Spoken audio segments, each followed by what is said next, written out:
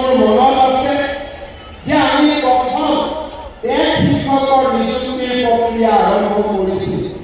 তাৰ আগতে অসমৰ শিক্ষক নিযুক্তিৰ যিটো ব্যৱস্থা, সেই ব্যৱস্থা কলুষিত আছিল, পংকিলতাৰে পৰিপূৰ্ণ আছিল। যেতিয়া এক শিক্ষকক নিযুক্তি দিবলৈ শিক্ষামন্ত্ৰী হিচাপে মই বলিষ্ঠতাৰে আগবাঢ়িছিলোঁ, তেতিয়া মোৰ লগত মোৰ ৰাজনৈতিক সমৰ্থনো নাছিল। নিজৰ চৰকাৰখনৰ ভিতৰতে মই সমালোচনাৰ সন্মুখীন হৈছিলোঁ।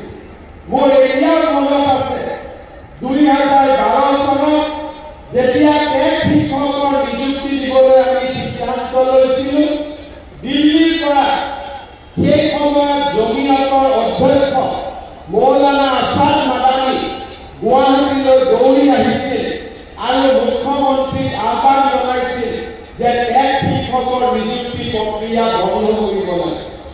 মোৰ আজিও মনত আছে যে সেই সময়ত এক শিক্ষক নিযুক্তি দিবলৈ যাওঁতে তেতিয়া সৰ্বশিক্ষা অভিযানৰ মিছন ডাইৰেক্টৰত ৰাজনৈতিকভাৱে চৰকাৰৰ উচ্চ পদত অধিষ্ঠিত ব্যক্তি এগৰাকীৰ কোঠা কান্দিবলগীয়াৰ পৰিৱেশ হৈছিলে। কান্দি কান্দি মোৰ কোঠালৈ উভতি আহি কৈছিল যে ছাৰ, মোৰ চাকৰি বন্ধ হৈ যাব, আপুনি এক শিক্ষকৰ নিযুক্তি প্ৰক্ৰিয়া বন্ধ কৰি দিলে মই বাচি যাব পাৰিম। তেনে ৰাজনৈতিক পৰিৱেশত আমি এটা নিকা শিক্ষক নিযুক্তিৰ বাবে সংঘৰ্ষ কৰিছোঁ। উচ্চ ন্যায়ালয়ৰ গোচৰ আমি একেলগে এবছৰৰ ভিতৰত আমি ফাইট কৰিছোঁ। সুপ্ৰিম কোৰ্টলৈকে গৈ গুৱাহাটী হাইকোৰ্টৰ প্ৰায় 500টাতকৈ অধিক গোচৰ একেলগে আমি নিষ্পত্তি কৰি আনিবলৈ সক্ষম হৈছিল।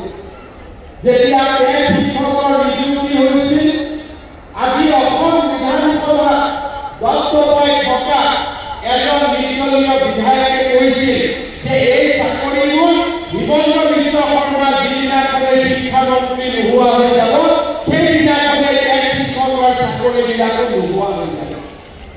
আজি তেখেত মেডিকেল কলেজত ট্ৰিটমেণ্ট আছে, ভগৱানে তেওঁক সুস্থ কৰক। কিন্তু আজিৰ এই দিনটোত মই যোৱাকালি তেখেতক সাক্ষাৎ কৰি কৈ আহিছিলোঁ যে অসমৰ শিক্ষকসকলে আজি স্থায়ীভাৱে নিযুক্তি পাব। এতিয়া আৰু তেওঁলোকৰ জীৱনৰ সন্মুখত কোনো প্ৰশ্ন বিধৰ্ষী নাথাকে।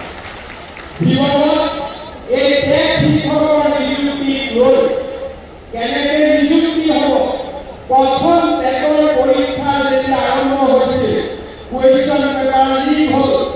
অমুকৰ সমষ্টি লগাই পেলাই 2012 আৰু 13 চনত যদি অসমৰ বাতৰি কাকত পঢ়ো, মোক সমালোচনাৰে মোক জীৱন দুৰ্বিষহ কৰি দিছে। কিন্তু আজি 10টা বছৰ পিছত থিয় হৈ মই গৌৰৱ অনুভৱ কৰোঁ যে এতিয়া অসমৰ পিছপৰা গাঁৱৰ মানুহে কয় যে ছাৰ, আমাৰ স্কুলত এজন শিক্ষকক নিযুক্তি দিছে। এয়া হৈছে অসমৰ শিক্ষা জগতৰ এক নৱজাগৰণৰ সময় আছিল। 2011, 12, 13 ৰাজনৈতিকভাৱে যথেষ্ট কষ্টৰ সন্মুখীন হৈও কেইটামান কথা মাত্ৰ মই আজি উৰুকিয়ালোঁ। সেই সময়ত গোটেই ৰাজনৈতিক পৰিৱেশ কণ্টকময় হোৱাৰ স্বত্তে শিক্ষামিত্ৰ আদিৰ প্ৰচণ্ড আন্দোলনৰ মাজতো